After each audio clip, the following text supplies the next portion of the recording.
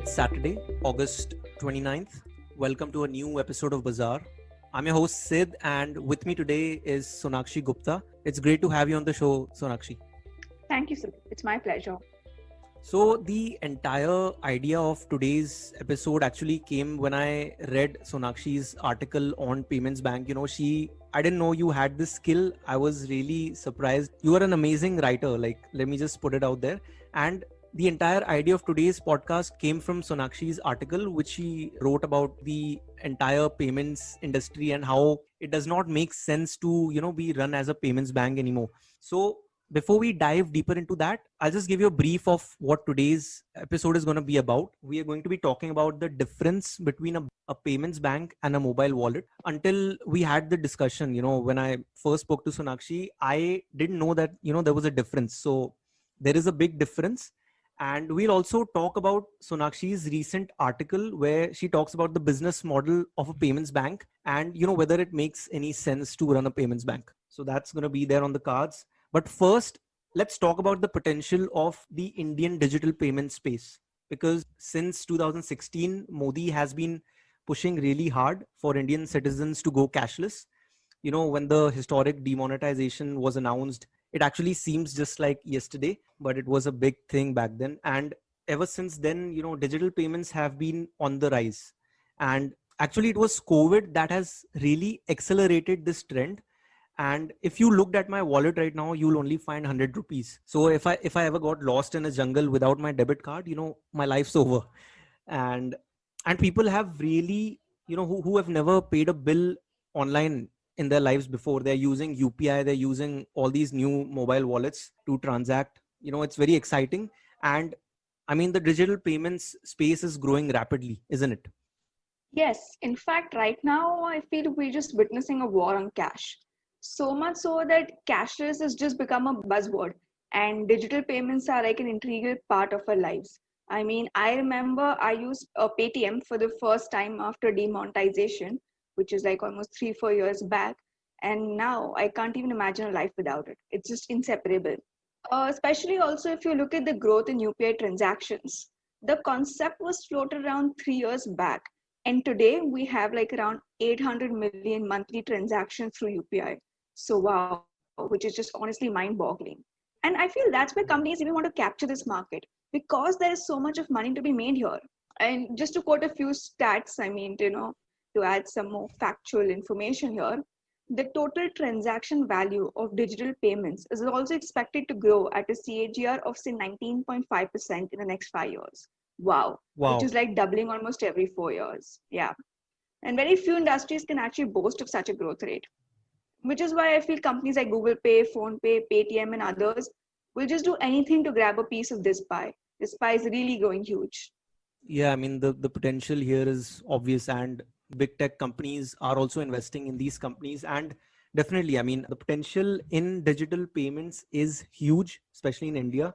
And as per a recent article in Economic Times, when I was doing my research, I found that, the volume of digital payments in India is set to reach around $100 trillion by 2025.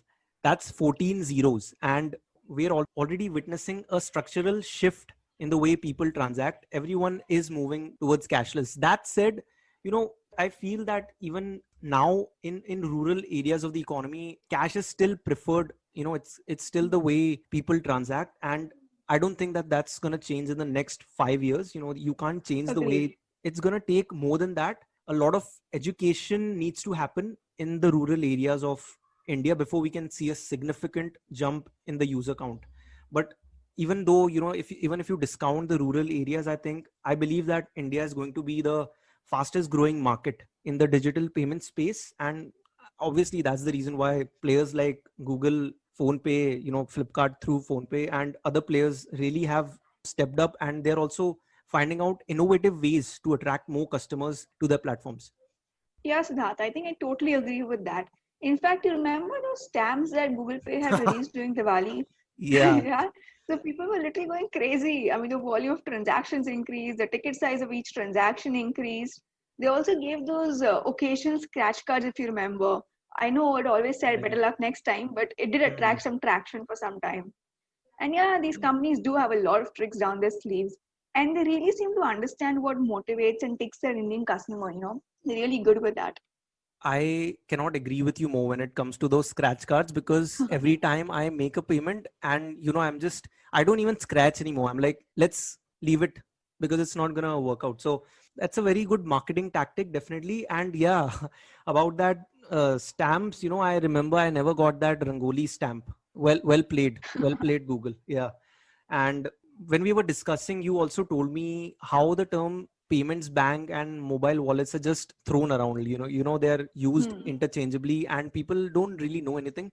And I was also one of them, because before I spoke to you, I was like, my first reaction was they have different meanings, because I never paid attention to the technicality of it before. So tell us something about that. What is the difference between a payments bank and a mobile wallet? Okay, right. So, if I have to tell you, a payments bank and a mobile wallet, in terms of objectives, they have roughly the same objective, that is to increase digital transactions. But you need to understand that the way they operate, they are structured quite differently. For instance, payment banks are regulated by RBI and they need a minimum paid up capital of rupees 100 crore. And here's the important part, the most important, in fact, a payments bank can accept deposits, but it cannot lend that money. And they have to pay interest to the depositors, but they cannot take any interest on their loans. And also, what's funny is that they have very limited avenues to invest this money. I mean, they are compelled to invest 75% of these deposits in government securities, treasury bills, which are like the safest instruments. And so, obviously, lesser the risk, lesser the return. And the remaining 25% in FDs. Who invests such a high percentage in FDs anymore? But turns out a payments bank does. And on the other hand, to put it simply, mobile wallets are like a subset of a payments bank. There are few regulations, no need to pay interest to people who deposit money, and are more flexible. So they're not really run like a bank as against a payment bank, which has certain strict regulations in terms of deposits. So according to the definition and as per the regulations, I mean, what's in it for the payments bank then? Because from a payments bank's perspective, I think, is there any money to be made here in the first place? Because investing in these avenues isn't that great. And I read your article and I like how you explored the business model as well of the payments bank. So tell us something about that as well. Right. So that's an interesting question here because, strictly speaking, according to me, it doesn't make business sense to operate a payments bank. Like traditional banks, as we all know, earn something called a net interest income, which is the difference of the interest earned on loans and interest paid to depositors. But with a payments bank, which can't really lend any money, there is no concept of NII. So, I mean, how much interest would you earn on these government securities and treasury bills? So no wonder most of these payments banks are reeling under losses. In fact, just to quote there, the consolidated losses of all the payments bank were around 630 INR crore compared to 515 crores a year ago. So I mean the losses are just increasing, and thanks to their business model probably. So they've got to figure out a way to leverage that customer base and look for alternate avenues to keep the revenues coming. Because we know 5 out of 11 payments banks have shut shop in the past, which is good enough evidence of what this model and situation could possibly lead to. And also, the main purpose of setting up these payments banks was to increase financial inclusion in rural areas. That only works if you're making profit too. You cannot really do it if you are reeling under losses like this. Yeah, I know that. And so if I'm correct, even the RBI is coming out and saying that, like, if you're a payments bank, you shouldn't be in business. That's Yeah, what RBI is something like saying that. right now. Yeah. Because a payments bank can accept deposits from the customers but cannot lend that money. And I mean, that does not make sense in the first place. Like, why would RBI create a regulation in such a way? But anyways, I also like the point you mentioned about net interest rate, because to cover your operating expenses and to be profitable, I think you need at least 3 or 4% of net interest income. But I mean, if we take out the lending out of the playbook here, these payments bank won't make money through investments as well, because government securities and FDs, they generate a pretty low yield, and you need to pay at least 5 or 6% of interest to your depositors, because even savings banks nowadays, they're paying around 4 to 6%. So you need to pay well. So no wonder that, these payments banks are making losses. And I agree about your point that you made about, leveraging those customers, because that's what I think the idea here is. And I think these businesses are also in the process of setting up new revenue streams, because for example, recently we heard about, how Paytm is entering into the brokerage Right. business. They also could set up a asset management company and very easily earn management fees from it. So, these could be some of the ways that they could leverage, and this is something that could work out for them. But if it does not work out, then you're just doing social service, and which is great if you're an NGO, but if you're a business, those investors are gonna suck on your blood and probably not fund your idea anymore. Yeah, exactly. I mean, that's just to the point, I'd say. And also, to wrap it up, I'd like to say that traditional banks should take an initiative to expand rapidly and cover backward and rural areas, because ultimately they are needed in this process. You can't rely on any other model. They are much better positioned than a mobile wallet or a payment bank to really speed up the financial inclusion in India. I mean, nothing can beat them. They're the foundation of the system. And in fact, believe it or not, as per the last census, only 54% of rural households avail banking services, which is not a very optimistic number.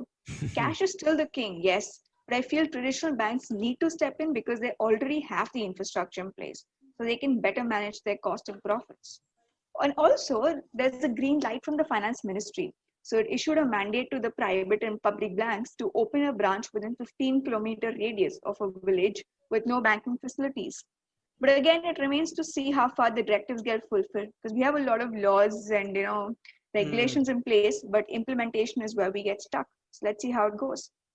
Oh, and lastly, not to mention that when we say traditional banks need to step in the rural areas, the cost of operating in a rural setup are likely to shoot up thanks to frequent loan waivers, defaults. But I feel this is exactly the point where the government needs to step in and support them via taxes, subsidies, ruling against waivers, and such similar points.